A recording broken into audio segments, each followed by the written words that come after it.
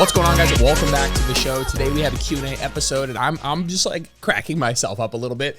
I was having a cup of coffee just now, just like kind of browsing some of the questions, and I just, as I finished like the first 3 of them, I like chugged the rest of my coffee because I was like, man, I'm gonna need it for some of these questions. Just that they're good questions, and they're thoughtful questions, and they're questions about programming and training and certainly things that I think are gonna require some nuance. And so I just kind of chuckled to myself before I hit record here, and I was like, I'm gonna need the rest of this coffee stat. And so let's jump into it. I'll probably get through as many of these as I can. I can imagine I'm gonna tangent on quite a few of these. But good question. So good job, guys. So thank you for everybody who asked a question. And, if you enjoyed these Q&A podcasts, that's awesome. I appreciate that you are listening. So the first question, I'm not going to read names. First question says, new meso, there's only one tricep exercise and it's optional. And I understand where you're coming from. You're thinking, well, when it comes to the amount of volume I would need to grow a muscle, there's a conception, there's an understanding that it is, let's say, X, whether that's, somebody who might say something like 5 to 10 or 10 to 20 or, 10 to 15 or whatever it is. And I'll cut right to the chase. I think that there's a platform potentially that's for a better answer here. I first will direct you to a podcast that I did with Brian Borstein. I think it's my latest episode. It might be one episode back where we talk about this idea of how much work you need to grow a muscle. Basically, it's a big discussion on volume. We are having the discussion within the context of a minimalist approach, meaning like what are our current thoughts on how little you could do and still make gains. And so I think that will be quite enlightening. I would absolutely go listen to that, especially if you have a question like this. The second thought that I have is that you're actually doing a ton of triceps in this program. We have 3 pressing movements in this program. I think there's an overhead press, a flat press, and a costal press. And all of those, depending on which group you're in, you might have a slightly different iteration of that. But just understand that in those pressing movements, you are getting a lot of triceps. And I'm not going to be the person who says you don't need to do any direct arm work, but there are people out there who would say that. And what I mean is that those people would say, you're going to get so much indirect work for biceps with all of your pulling movements and indirect work for your triceps. I say indirect basically because maybe it's not the primary point of the exercise. Let's say you're doing a push-up or an overhead press, but you're going to get a ton of triceps doing those movements, and you have quite a bit of them. So if you're like, well, there's only one triceps exercise, there's really like, depending on how you calculate volume, you're already doing like 12. If you do that set of triceps, you're probably doing like 12 sets of triceps per week, depending on how you're quantifying volume. And if that idea of like how to quantify volume sounds obscure and ambiguous, I would go listen to that podcast with Brian and I think we go through it way too in depth, but if that's something you're interested in, definitely. So yes, I think that the idea that if we're looking at how to get the most bang for your buck, how to be the most efficient with your time in the gym, I'm going to be using a little bit more compound lifts where let's say you do a push-up, right? You're going to get some pec volume, some front delt volume, and some tricep volume. And I wouldn't just say some as if it's like a little bit. I mean like a significant amount. And so we're going to lean a little bit less heavily on isolation movements for the biceps and triceps and a little bit more heavily on compound lifts that are going to hit the biceps and triceps, I would say, quote, indirectly, but they are also directly working on the load. So not really the best word. And so if you are thinking to yourself, well, my arms are really important to me, I'd really like them to grow optimally, then I think I would do that tricep exercise. On top of that, when we look at our upper body volume in this program, make no mistake about it, most of my following is women. Now, I don't want to make too big of a generalization here. Usually what that means is we don't do as much pec volume. That's about it. That's really like mostly how the program skews. Usually there's optional work if you want to get a little bit more pec work. Sometimes it's optional arm work. But I skew our volume as far as upper body a little bit more towards back and delts because that's generally the feedback that I've gotten from my following, that would be primarily the things they'd be interested in growing. But we grow everything. This is a very balanced program. We skew the upper body volume a little bit towards back and delts. But when we do that, we end up doing a decent amount of pressing and a decent amount of pulling, and we do get a lot of bicep and tricep work. So at the end of the day, like if you really like tricep work, I mean that's like a weird we could kind of talk about why you like tricep work, but if your triceps are like a primary goal for you, I would do that tricep exercise in there. That is an optional addition, and make sure that I understand I'm probably getting a lot of tricep work in a lot of this pressing movements. Yeah. Obviously, going further and modifying the program even more specifically for you is not something I can do in this exact moment. Obviously, that's more of like a one-on-one coaching thing. But yeah, I just think that there's that misconception of like, well, I need to be doing 10 to 20 sets of triceps because that's what I've heard grows muscle. When in fact, like, by the way that, yeah, not to go too deep into that podcast, but the study that gave us this 10 to 20 sets per muscle group per week metric, by their count, you would be doing about 12 sets of triceps. If you did, let's say, 9 sets of pressing and 3 sets of triceps, that would be about 12 sets of triceps as per their quantifying strategy, let's say. And so I just think of that as like, and again, if you guys don't follow my friend Brian, go follow him. He's actually doing an experiment right now where he is only training one of his arms, biceps and triceps, for 6 months. And the other arm is going to do the other arm is going to be doing all of the other compound lifts, but not any of the bicep and tricep work. And he's just taking a look at this idea of like, do I get enough volume in my compound lifts that it doesn't really make a whole big of a difference if I train my biceps and triceps directly? And so, whatever, go check out his page. I'm sure he'll be talking about it a little bit more. I knew that I'd go out on a tangent here. We're only one question in. We'll see. Question number 2, I injured my foot. I'm in hypertrophies. Can you talk about working around injury? Should I just do what lower body I can and do upper body? So I'm sorry you hurt your foot. I hurt my ankle. I understand this conundrum that you're in. You said, should I just do what I can in terms of lower body and then do upper body? As far as group programming, first of all, I know who's asking this question. I love you to death. And if you were a one-on-one coaching client, you would like, not just for me, but for anybody, let's say if you were working one-on-one with a coach, then you could get a little bit more of a personalized approach where you're like, hey, let's really like try and identify all of the lower body work that you can do and we hammer it. And so I'll try and give you a general idea of what we'd be looking to do. It's not super complicated. I would take the lower body exercises that exist out in the world, all of them, and I would say, which ones can I do? Maybe it's leg extension, ham curl, adductor machine, abductor machine. Maybe it's, I injured my foot. Maybe it's a 45-degree hip extension. Maybe you can do those 4 or 5 exercises. I would do those 4 or 5 exercises, whether it's all on one day, which then you could maybe just go to 3 days of training per week, and I would hammer them and I would train them hard. Whether it's all the way to failure all the time, I would skew closer to the failure side of things. And I would work those. I'd be like, hey, these are the things I can do with no pain and I can push hard with no downside. So I will. So I might go ahead and look and I'll list those again because I do think that they might be strongly worth considering. 45-degree hip extension, leg extension, hamstring curl variations, could be multiple of those.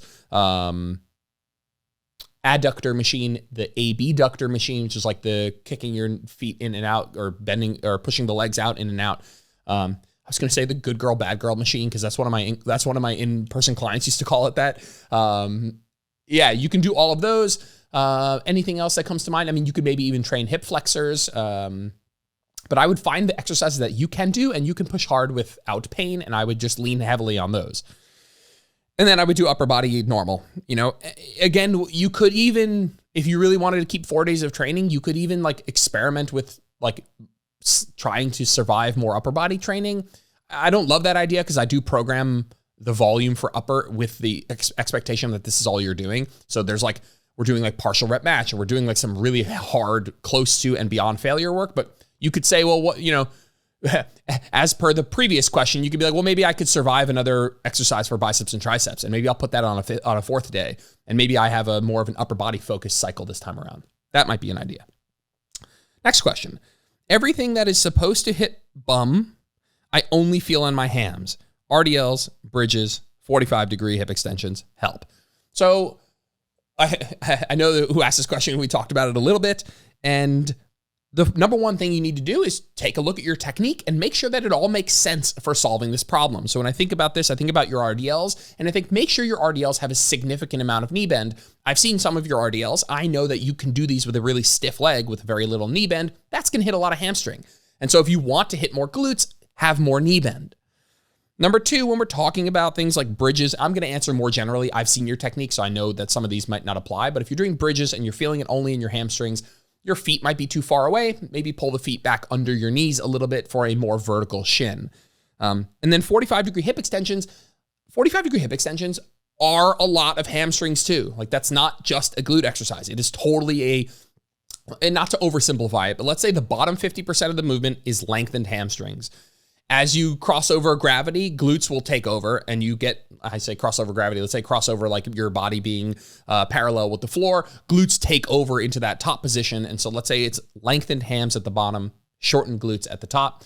So what you can do is you can, if you really if you really wanted to get more glutes, which I think is up for debate, I think sometimes being that specific and instead of like training the hip extension, like the hip extensors all together and being a little bit less, let me back off that. I think it's fine. If you want to get more glutes out of your hip extension, what you can do is you can cut the range of motion short on the way down. What I mean is if I just said that the bottom half is more lengthened hamstring, you could just not go to the bottom half and you could stick to that top portion of the rep where it's way more glute dominant. And I think that's a totally fine idea. I'm not saying that with like a bunch of red flags. I think that's a totally fine idea.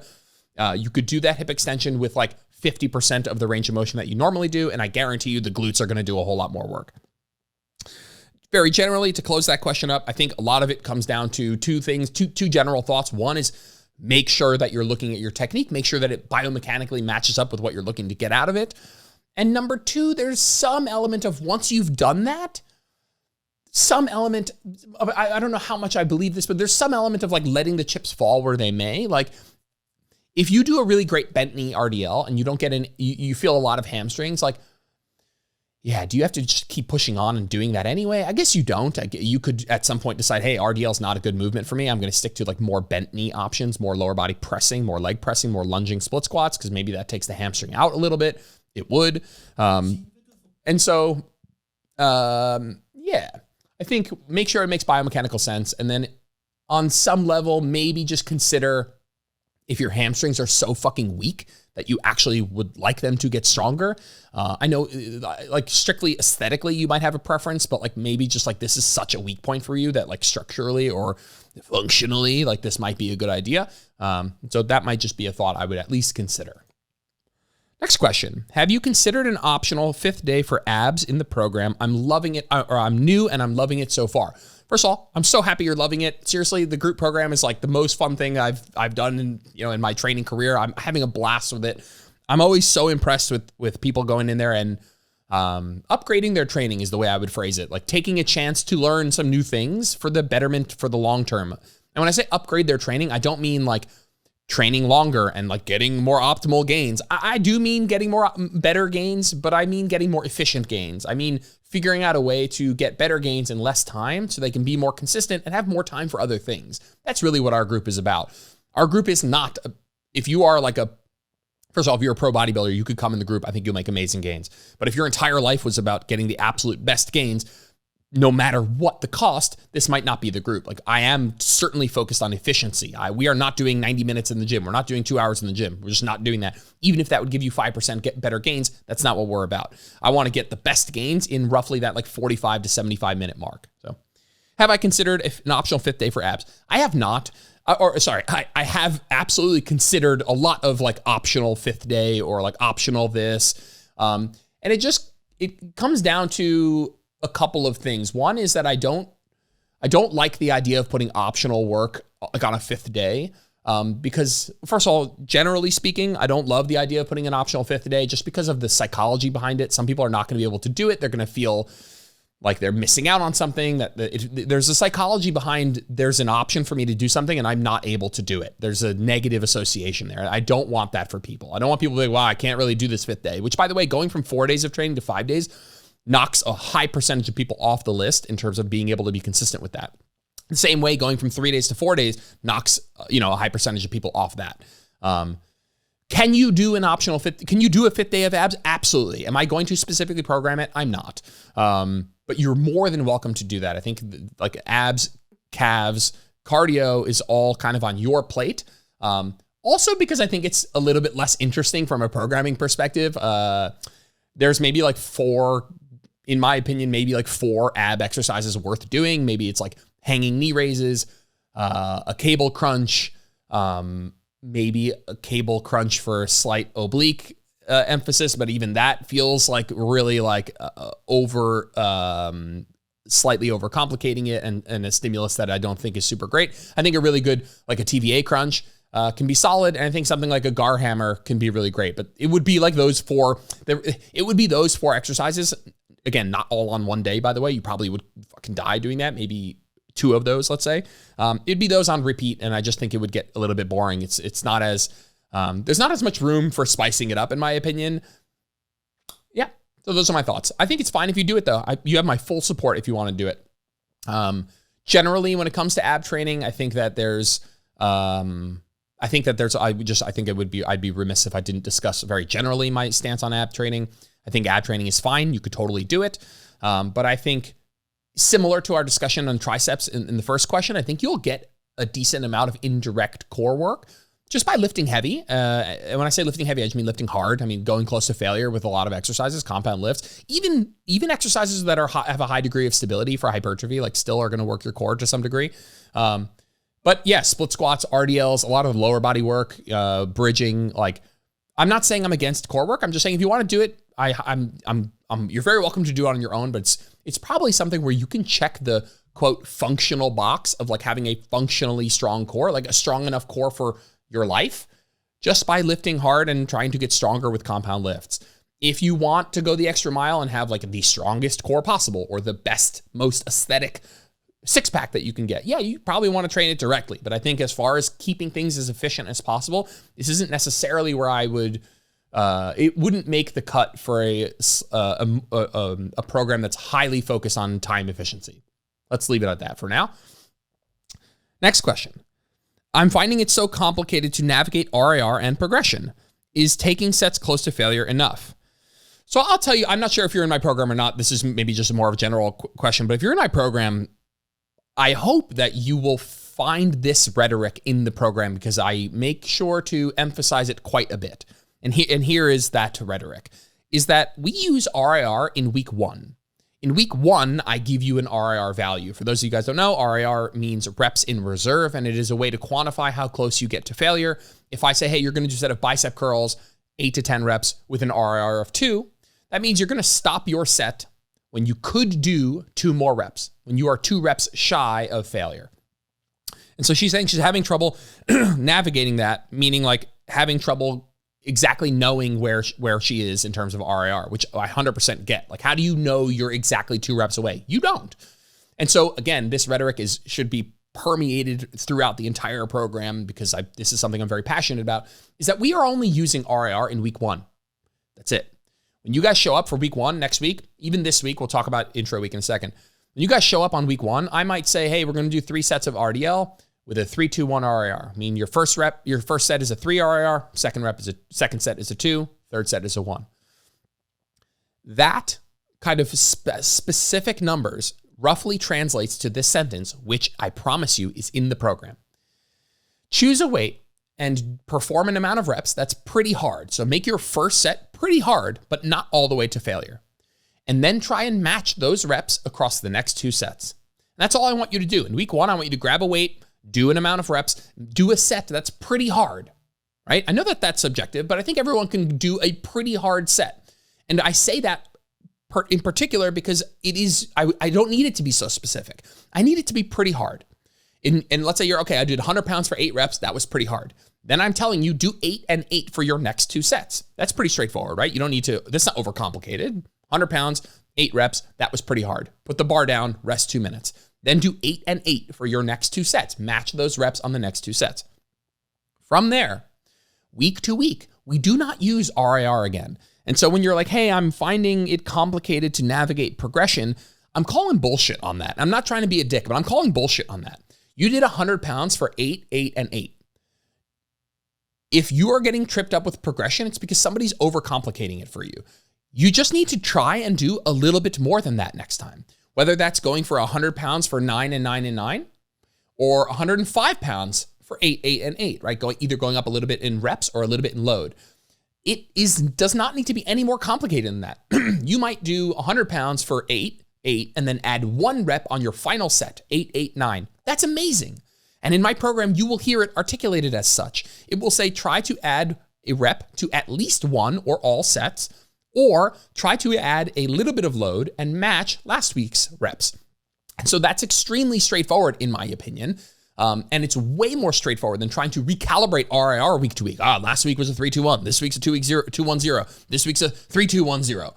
I don't need you recalibrating load RIR week to week. I need you in week 1 getting pretty close, training pretty hard, right? Hard, but not all the way to failure. Again, all of this rhetoric is in the program. Make sure you're reading the exercise descriptions. And then after that, when you show up for week 2, it's going to say, hey, look at what you did for week 1. Try and do a smidge more. That's literally it. And do that for 5 weeks in a row, deload, start again.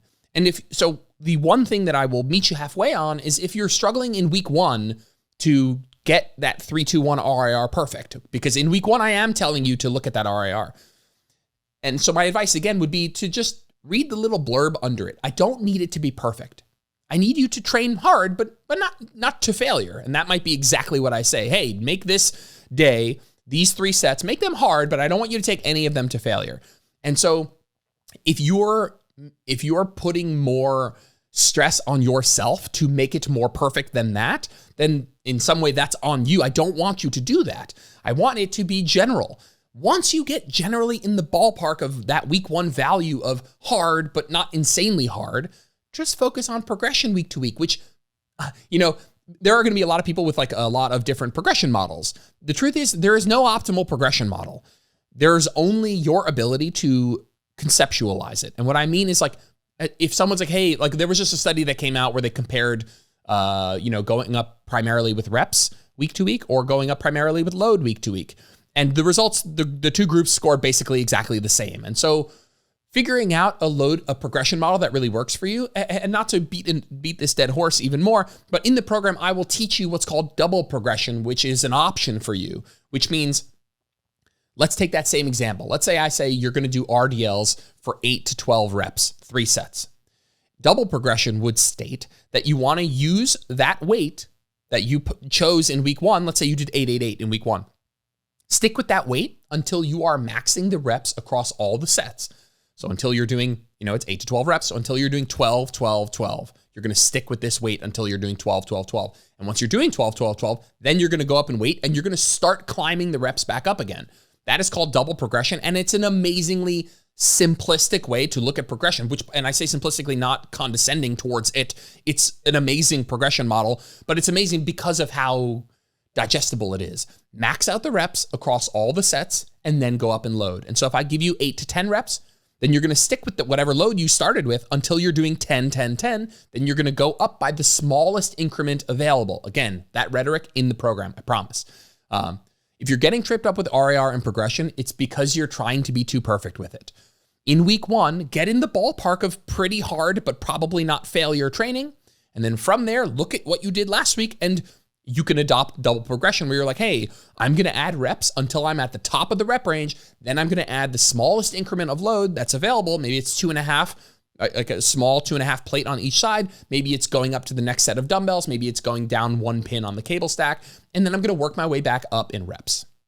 That's my little spiel on that. But if you are in the program, come to the Zooms and let's talk about it. Like, you're not the only one who's struggling with this. I mean, I have content in the FAQ. I have content that should be received via people, if you're new to the program, I just started a little email chain that starts when you join the program that goes through the 5 most asked questions that I get. One of them is, hey, I'm new to RIR. How do I think about this stuff? And then within the program itself, I talk about progression and RIR in the exercise description a ton. So make sure you're consuming that content if it's really something you want to get better at. Ironically, the getting better at it part will probably come from a combination of stop trying to be so perfect with it, just focus on progression, and the occasional intentional failure set, which we have within the program as well. Next question. Why should I start at 2 to 3 RIR at the beginning of the meso? Can't I just do failure on the last set? There are so many ways to skin the hypertrophy cat here. So if you wanted to start your mesocycle with a 2-1-0, where you're taking the last set to failure, I think, first of all, some of our exercises will start with a 2-1-0. Let's be totally clear. I'll answer this very generally because you're like, hey, why can't, can I, it's basically saying like, can I have rice or can I have pasta? It's like, they're the same basically, this is just like, of course you could have either. They're very interchangeable or at least that there's like very many roads that lead to the same place. And so very generally what you're asking is why should I start my meso at 2 to 3 RIR. I don't think you need to start at 2 to 3 RIR. And I don't want to make this question because I have an entire podcast on this topic that I will link. Again, it's with my friend Brian, and we talk about different ways of structuring progression across a mesocycle. And this is exactly that topic. So I'm going to save a little bit of that answer. Please go listen to that podcast. I think you are going to love it. But one of the main takeaways is that there are many ways to like skin this hypertrophy cat. There are many ways to begin your mesocycle and progress throughout it. There are many logical ways that are logically sound, but they are contextual. You know, they depend on how much total volume you're doing. They depend on the exercise you're doing. Is that an RDL or is that a leg extension? You might start an RDL a little further from failure because of how lengthened overloaded it is. You might start a leg extension a little closer to failure because of it, you know, the fact that it's a single joint movement that trains the quads mostly. You know, it overloads them in the length or in the shortened position. So you might go a little bit closer to failure for that. And so it's contextual, and I hate to go that route, but maybe I can give some like very general help here. You want to start your meso a little bit further from failure, right? So not at failure, you don't go in week 1 failure on 3 straight sets. You could, by the way, which is funny because you could if you were doing very low volumes, you probably could. But you want to start generally with training that's hard, but not too hard. You do that because presumably you are coming off of a deload. If you're coming off of a deload, then you've gone through a little bit of a resensitization process. And what that means is you've almost like detrained a little bit. It's like taking a break from caffeine. You've resensitized to caffeine. So guess what you do when you reintroduce caffeine? You don't need as much to get the same effect. And so if you're coming off of a deload, you don't need as hard or as much stimulus to get a really nice optimal gains. And so you can do 2 to 3 RIR, let's say on everything, and you can get really great gains. And what you've now done is you've now set yourself up in the beginning of your program when you're in a resensitized or technically like a desensitized state or resensitized state. You're going to get really great gains in that week 1 without killing yourself. And you've left some room for yourself to progress the stimulus upward week to week. Now, the reason you've left that room is because as you have more caffeine, right? Which basically is saying as you train more, you'll need that stimulus to keep going up. As you have more caffeine, you'll need more caffeine. But if you start with fucking a quadruple espresso, then you might more quickly see yourself, one, in the beginning, it's going to be way too much, right? I mean, this analogy works perfectly. If you quit caffeine for a month and then you start with a 400 milligram dose, at that moment, it's going to be too much, more than you need. And if you stay with that 400 milligram dose, in 3 weeks from now, it's going to be something that doesn't stimulate you very much, let's say. And so what you've done is kind of the worst of both worlds, where like you started with way too much, that was suboptimal, that was counterproductive. And then you've also not had any room for an uptick because let's say more than 400 milligrams is, generally not the best idea for health. And so we do the same thing with our training. When we need less, we give less. And as we need more, we give more. But it's hard to give more if you start with all out balls to the wall training.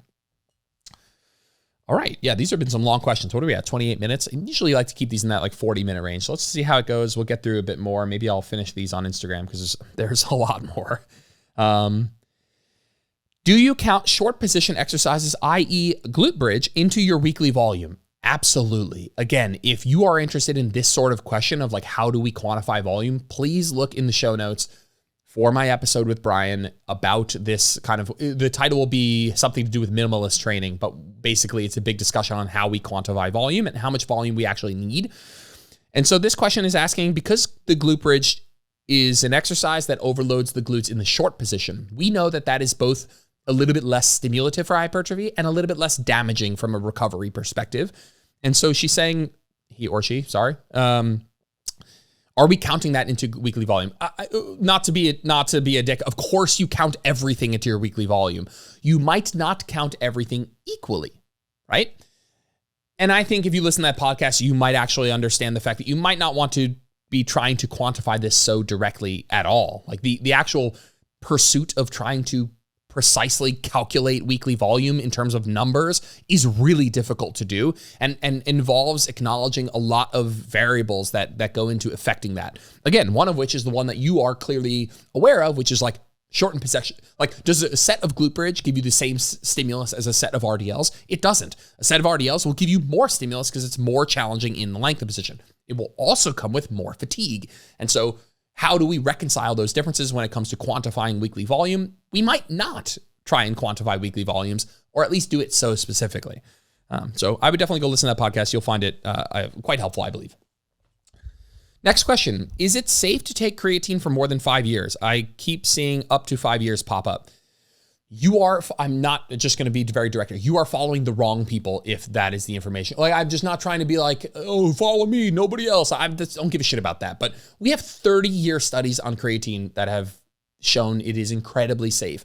Also, do people not fucking understand that you eat creatine? When you eat animal products, all of your animal proteins have creatine in it. That is the natural source of creatine in our diet. This is not a supplement that you're taking that you don't get elsewhere, right? This is not a supplement that you're taking that you're like, well, I'm taking something now that I wasn't getting before. You're just having a little bit more of it. You're just maximizing its benefit, right? It's just really difficult to eat the amount of meat that you would need to eat to get the amount of creatine that would maximally benefit you from a performance perspective. So you take more, right? But are you going to stop eating meat after 5 years, right? Like, I'm just not really sure where that information is coming from.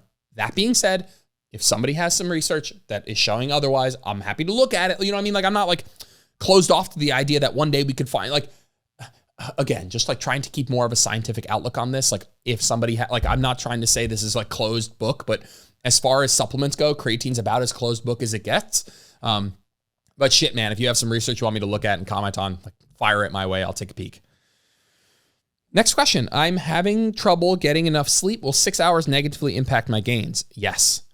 You said negatively, so that is more of a binary question of yes or no. It will. You'll get better gains with 8 hours than 6 hours. That's a fact. Will it negatively impact your gains to the point where you can't make gains? I highly, highly doubt it. Are there some people that just generally don't need, like, are there genetic differences in how much sleep we need for our body to be able to accomplish certain tasks at a certain rate or with a certain amount of proficiency? Yes. So for somebody, it might affect them more, and somebody else, it might affect them less. And so is this worse for gains than getting 8 or 9 hours? Totally yes. Is it so much worse that you can't make gains? Absolutely not. Will this differ between people? Absolutely yes. Yeah. Anything else I want to say on that?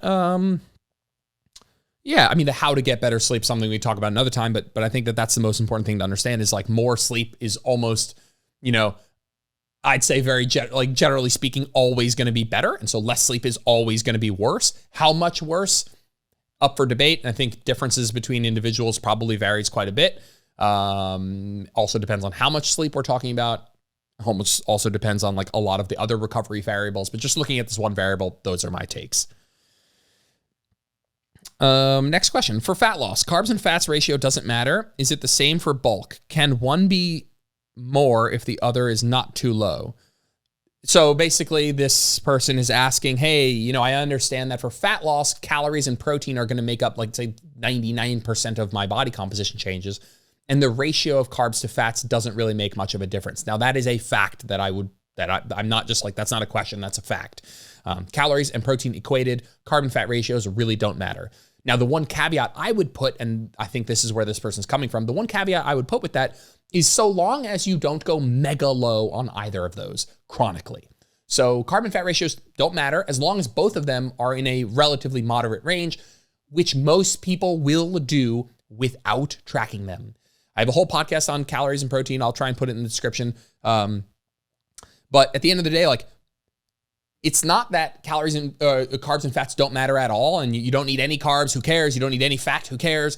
It's that if you don't track either of them and you just track your calories and protein, you will very naturally, just by your hedonic food choices, eat enough carbs and fats. As long as you don't go mega low in fat or mega low in carb, which, by the way, would be representative of a ketogenic diet, you can expect, in my opinion, the same exact results. Like, I would say going keto over the long term, probably not, again, over the long term, probably suboptimal for muscle growth, but we have research in people who do the ketogenic diet and they make gains, right? Calories and protein equated, but they're in a ketogenic diet. They're very low in carbohydrates. They still make significant muscle gains, not as good as the people who have had or let's say eating more carbohydrates, I'm not actually sure how that would play out over the very long term. Probably I bet it'd be less of a difference than we would think. So to answer this question, he's basically asking, is this the same for in a bulk? Can one of those macros, carbs or fats, be higher as long as it doesn't come at the cost of the other one going too low? And the answer is absolutely yes. Yes is yes, yes, yes, yes. 100% yes. Not to beat this horse, because I think that I think I have a podcast on this that goes in depth, or at least many podcasts where I've addressed this to some degree. People crack me up with they're like, you don't need as many carbohydrates. I think carbs are great. I'm not I'm certainly not anti-carb. I love carbs. Carbs are amazing. But this idea that you need to go mega high carb for your hypertrophy approach, people will say two things. One, carbs are good for performance. Then they will say two, carbs are less likely to be turned into body fat, right? And I don't want to I need to address these two things now. Number one, carbs are good for performance. That's true. But regular hypertrophy training, moderate volume hypertrophy training, is not a very glycolytic exercise. You don't need 500 grams of carbs to make sure that you're performing and recovering well. I just chuckle because the research that we have on how much does a hypertrophy session deplete muscle glycogen stores, I'm not gonna put a number on it because I don't recall, but it's extremely low. Or it's extremely less than you'd suspect. It's not like you're leaving your moderate volume hypertrophy session with a totally depleted liver glycogen, totally depleted muscle glycogen. That's just not the case. You're I need to slam down fucking 200 grams after my workout so I can replenish my glycogen stores. That's not really what's happening. You're not really depleting glycogen stores that much. Moderate volume hypertrophy training can be done with moderate carbohydrate intake. It does not need you hyper focusing on getting maximum carbohydrate intake. So there's that. And then there's the people who will say, well, dietary fat is more readily stored as body fat. Basically, what they'll be referencing is if you take two groups, calories and protein equated, one group is high. Let's say they're both in a surplus, because you must be in a surplus to gain body fat. Neither group would gain any body fat unless they're in a calorie surplus. You take two groups, both of them, let's say they're in a 500 calorie surplus. One is on a ketogenic diet, which I just mean very high fat. I'm not picking on keto, I just mean very high fat. The other one is low fat, very high carbohydrate. We see that the very high fat group might gain a little bit more body fat because just don't hang my hat on this terminology here, but the molecular construct of dietary fat is more readily turned into body fat, stored as body fat. This is more molecular, it's more similar. And to turn carbohydrates into body fat requires a process called de novo lipogenesis, which is an inefficient process. So we see that people who go mega high carb and they go in a surplus, we see that they gain maybe slightly less body fat. I would put a bunch of asterisks on that study because it's comparing two very much extremes, unlikely an extreme that you would live if you just tracked calories and protein. It's unlikely that you would live out those differences. You wouldn't, in my opinion. I also would be curious as to the methods in which those studies are calculating this difference. I really don't think either of those reasons, if someone's hey, I heard I have to go mega high carb because it's better for performance for hypertrophy, I'm not so sure I would want somebody to do that unless they really preferred it. That to me is not a good enough reason to drastically change your eating patterns to eat more carbohydrates. And if someone's hey, I got to go mega high carbohydrate because, I've heard that that's going to make me gain less body fat. Again, that's not a good enough reason, in my opinion, to drastically change your eating patterns. I would say, yeah, you maybe don't go keto and be in a surplus. For me, that reasoning takes that one option of trying to bulk while eating a mega high fat mega high fat ketogenic diet. To me, that's a good enough reason to take that off the table. But everything else in more of moderate carbohydrate to fat ratios, to me, that just both of those reasons are just things that people say to make it sound cool, but don't actually mean a whole lot, in my opinion. Alrighty. We're on 39 minutes. Maybe we'll go to the hour. What time is this World Cup game on? 9 o'clock. All right. Let's see. Next question. Tips how to eat meals out without tracking and not go off goal. Let's be real. This is a discussion that requires a longer chat. I guess per this podcast, I've been going kind of long with these. One of the best ways I think you can begin to get better at this process is to focus more on the meal composition, the composition of your meals. And so a lot of times people track calories, and what they forget to do is like learn how to build a balanced, nutritious meal, and which I think you can do simultaneously, and has been something I've changed about my coaching over the years, is like, I actually want to teach people a lot of non-tracking habits alongside tracking calories, let's say. Like how to build a nutritious meal, what foods are high in fiber, what should your plate look like more or less most of the time? Are there like per meal, can we have per meal goals? Can we have like a per meal fiber and protein goal so that we're making meals that are balanced and satiating, so that having mostly meals that look like this, nutritiously speaking, probably bodes well for long-term health, caloric, like managing total calorie intake, portion control, stuff like that. So usually this is somebody who's lent very heavily on calorie counting, but not actually focused on like how to build nutritious meals that keep me full, that are high in fiber. And so I would take a step back from your tracking a little bit, and I might practice a week of not tracking at all and just focused on exposing myself to a different set of principles by which I create meals. Like a lot of like, I know people are like, you get a protein, I know I should get a vegetable on here, but they kind of forego thinking about that a bit more deeply in lieu of focusing more on the calories and, let's say, the protein of their total daily intake. Whereas I might want you to take it down to like individual meals and be like, hey, every meal's got to have a protein and a plant, and I need that to take up 2/3 of the plate. Stuff like that. Or I need to get, 7 grams of fiber per meal, or I need to get 30 grams of protein per meal. So that you can start to kind of think about this more from a meal composition standpoint. What sort of foods keep me satiated? What sort of foods make me feel good? How do I build a nutritious, balanced plate of food? How can I do that when I'm out, when it's a smorgasbord or it's a buffet or I'm going out to dinner at a restaurant? Like you need to have other skills other than tracking. And so work on those skills and practice only having those skills. I'm on a tirade of sorts lately with my clients of making them practice not tracking. Whether that's like when life throws you an opportunity to not track, whether it's a night out or it's a long weekend or it's a vacation, I want you to, even if you're in a deficit, to consider practicing what skills you got when you take away meticulously tracking, putting stuff on a food scale, scanning barcodes. Like, what other things have you learned alongside this process? And even if it doesn't go perfectly, you still learn from that experience. So that would be my challenge to you, would be try and expose yourself to more experiences where you're not tracking. Like this problem you have. You're like, oh, I'm not really great at this. Two-pronged approach. One is to kind of either work with somebody or do your own research on like what might be a good way to be structuring these meals so that I feel more satiated outside of just looking at calories. Is there a plate composition template that might be helpful? And the second would be like actively seek out or as the opportunities present themselves to not track, try and practice that even if you're nervous in doing so. I'd go so far as say, especially if you're nervous, challenge yourself. Like think of it as a challenge. Like what can I do? What sort of principles can I fall back on? What do I know? Honestly, not to go too deep on this, but I've had such an amazing experience with clients with doing this lately. Most people are better than they think at doing this. Let's say this being surviving without tracking. They're better than they think, but they don't know how to quantify what that means. They don't know how to decide that they were, in fact, doing well with this. And it's mostly just, it comes from an anxiety of not being sure. But it's like that kid who's like, when the teacher's handing back the test and they're like, I didn't study. I'm so nervous about how I did. And like in their own head, they're experiencing all this anxiety. And then they get a test back and it's like a 95.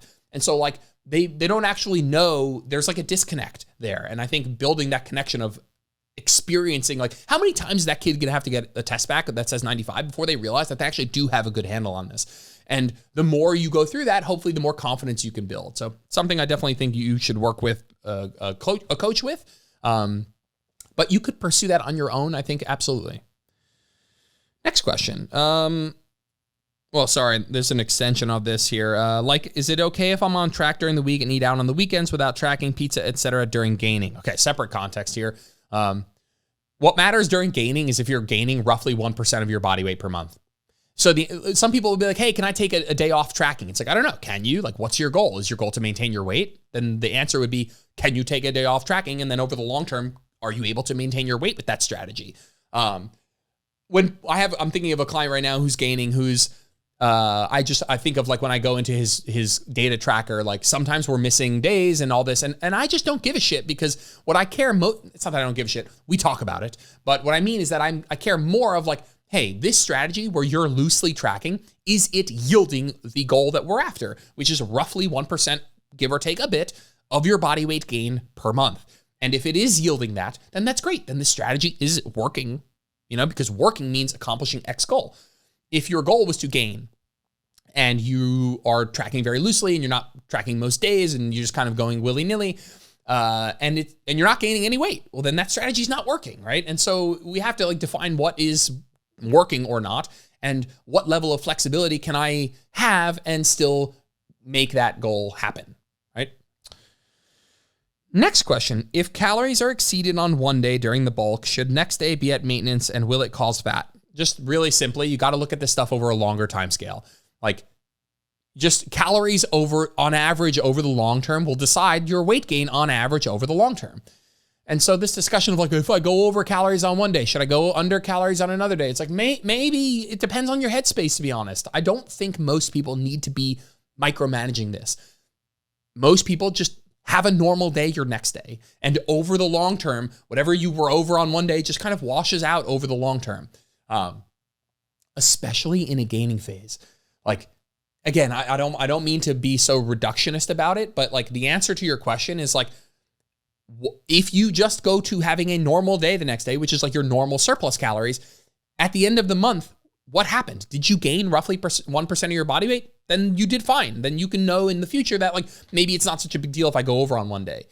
But if you gained 2.5% of your body weight this month, you might be like, maybe those days over, I'm going a little bit too over, and this is turning it a little bit more into like a dirty bulk where I'm just like, kind of going a bbit above what is required for optimal muscle gain. And maybe I need to tighten the reins a little bit, or the screws, or whatever fucking analogy you want to go with. So the answer to your question is, I don't know what you should do. Like, is it working if you just have a normal surplus day? Like, most people who are asking this question need to zoom the F out. Zoom out a little bit. What's happening over the last 3 months? How much weight have you gained doing X strategy, which might be going to maintenance the next day? Like, if you're 1,000 calories over your maintenance, the next day, if you just go back to your normal surplus of like 200 to 300 calories, and that happens X amount of times over the month, what happened over that month in terms of weight gain? And are you okay with that? Cool. Next question.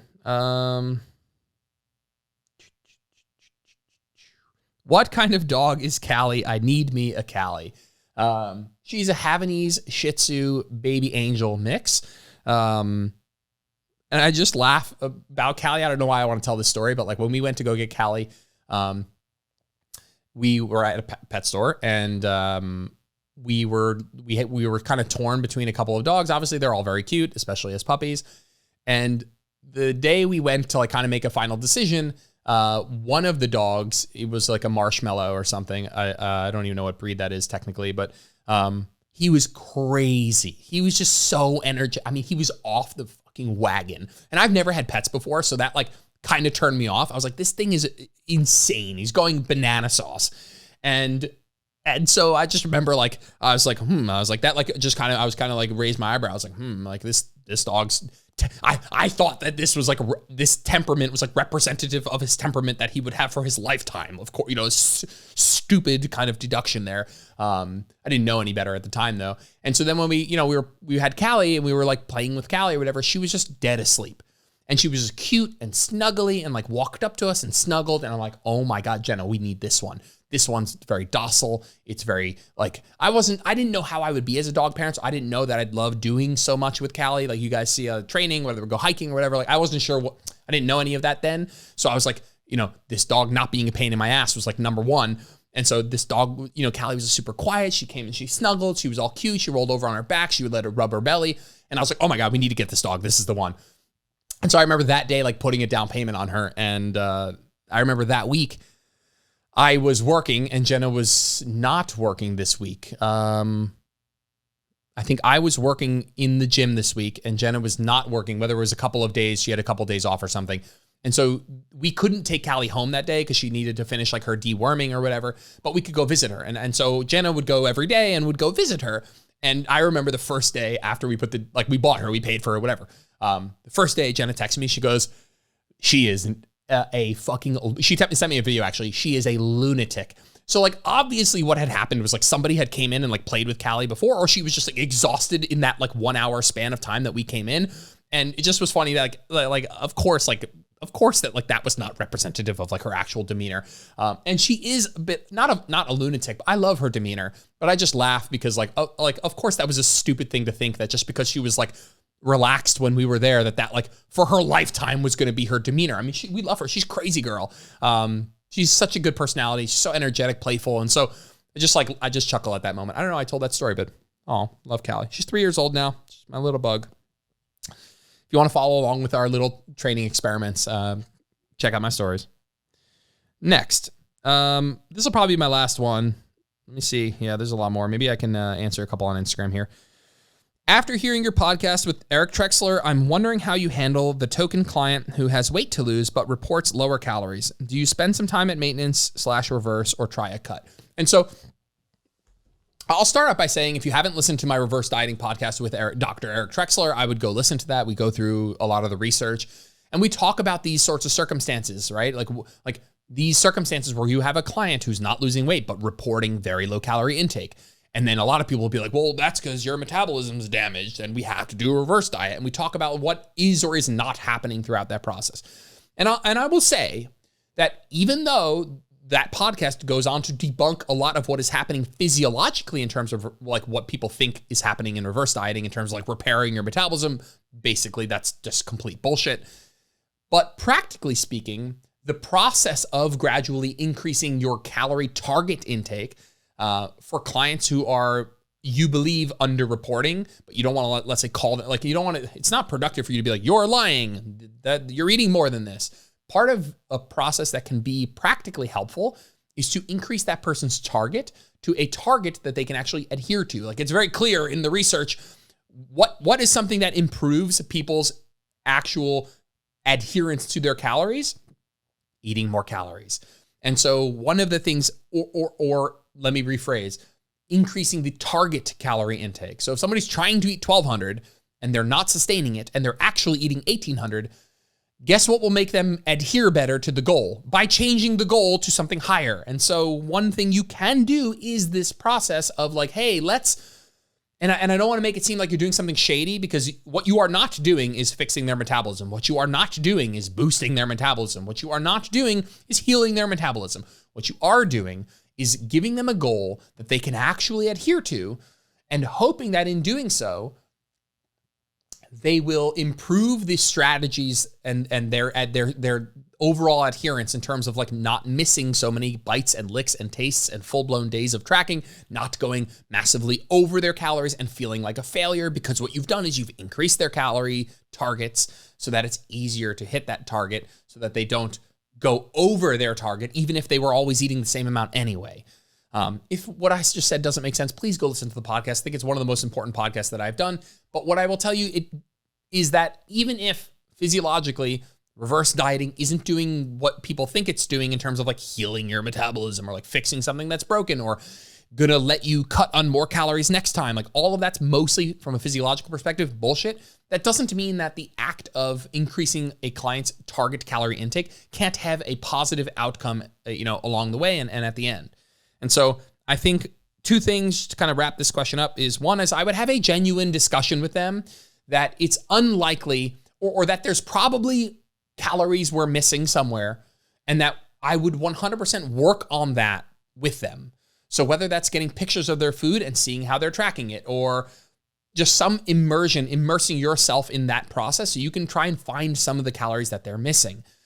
You're not calling them a liar, but I think that there's we got to be a little bit more transparent with people. I'm not saying come out and be like, you're fucking lying. You're lying to me. You're lying to yourself. You're bullshitting yourself. But to be honest, like there's something to be said about saying, hey, like this isn't adding up. And let's be a detective. Let's be curious about why that's happening. Let's try and figure out where we might be missing some calories just to take that option off the list of things that might be happening.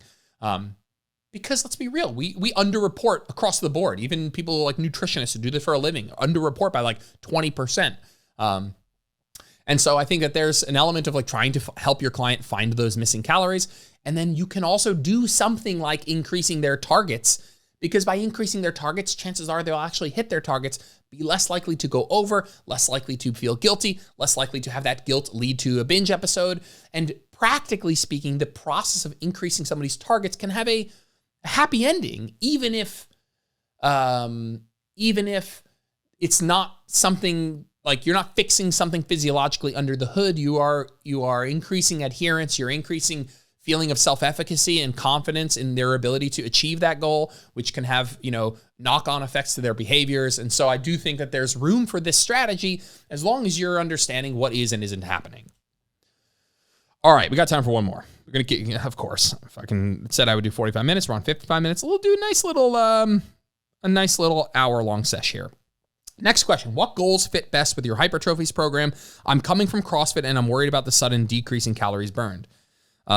Make no mistake about it. One hypertrophy session and one CrossFit session generally, because CrossFit could be a bunch of different things, but assuming it's like a normal structured CrossFit hour-long workout, you will burn more calories in that workout. That's a fact. You will burn more, but that's a binary. It doesn't tell us by how much and doesn't tell us if that amount manifests into something meaningful over the long term, because that's what matters, right? You're not just worried about like, oh, I burned 100 more calories. It's like, does that difference in calories actually make a difference? I would say it does not. I would at least start with the assumption that it won't make a difference. Let me tell you why it won't. One is you're not burning that many more calories as you think. Maybe you're burning 400 calories, 500 calories in your CrossFit workout, and maybe it's like 200, 250 calories in your hypertrophy workout. Now that might sound like a 250 calorie difference. That might sound like a lot.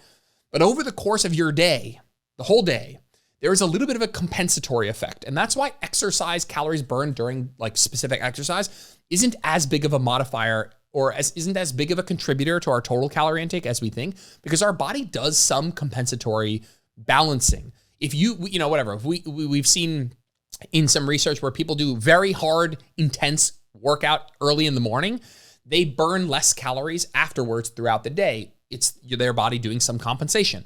Does that mean that it nets out to 0 extra calories burned? No, it does not. If the group that does a very higher calorie burn exercise, even if they burn less calories later, they still net out to more calories than a group that does less intense, less calories burned in their training session. But it is not the difference between the exercises, right? It's not the difference between the workouts that made up the net difference across the day. It's a lot less than that, actually. It's quite a bit less. And that's why things like NEAT need to be discussed more. Even things just like general activity. I know that NEAT technically is subconscious movement, but if we can lump in like walking, I actually think that that the potential difference in calories burned, let's say you're doing CrossFit 4 times a week, you go to doing hypertrophy 4 times a week. I actually think nothing will change. Nothing. If everything else stays the same, you're still getting the same amount of steps, same amount of sleep, I actually think you will see, it's not like you're going to start gaining weight because all of a sudden you're burning way less calories. I think nothing will change about your body weight. Like, I don't think that calorie balance wise, anything will change. That is my firm belief. If you're going from 6 days of CrossFit training and 15,000 steps to like 3 days of hypertrophy training and like 7,000 steps, okay, yeah, I think that that's going to be meaningful difference. But I think a lot of people like micromanage this change in energy expenditure, assuming it's going to manifest in changes on the scale. And in my experience, in the vast majority of cases, it does not. And what's cool is, well, your first question was like, what sort of goals fit best for hypertrophy or for the hypertrophies program? It's a goal. The goal of the program is to get really great hypertrophy, which is muscle growth, aesthetic change, and strength. By the way, of course, we're getting stronger without breaking the bank in terms of time. And so what goals fit best for the hypertrophy program? Somebody who wants to build muscle and strength in a time efficient manner with really like optimal programming. I think the program is very good. I think it's from a like getting really good gains from an exercise selection standpoint. I think it does all of that, checks all those boxes. So If you want to change your physique and see muscle growth, see change in your physique, get stronger, not have a lot of joint pain, and I'm kind of throwing a small jab at CrossFit just because it's probably a bit more joint friendly than CrossFit. That's the person who should do hypertrophies. If you really like CrossFit and you really enjoy some of the cardiometabolic work, and you really enjoy Olympic lifting, you enjoy the Metcons, you like some of the gymnastics, then good. Then you should do CrossFit, totally. But if you're like, hey, I want to, physique-wise, look my most muscular, let's say, or build more muscle or get just stronger, and you will get more muscle and stronger in CrossFit. You will do that too, just at a lower rate because there's less of an emphasis on that.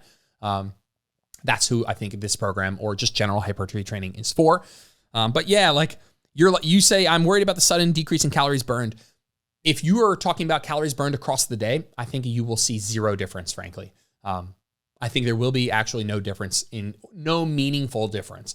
And maybe it's like, hey, I'm burning 50 calories, 100 calories less per day on average across the week. Maybe that's you getting, an extra 2,000 steps a day. And all of a sudden it's equated and you can get more out of your training, like in terms of what you're actually looking for, which might be hypertrophy. I actually don't think there would be a difference though. You burn more calories in a CrossFit workout than a hypertrophy workout.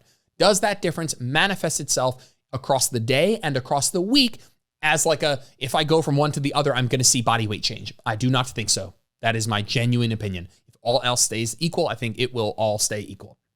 Cool. I'm going to get to some of these questions on Instagram. There's a lot more of them, but I appreciate you guys listening. Q&A episodes are super fun. Thank you for asking a question, and I'll see you guys in the next episode.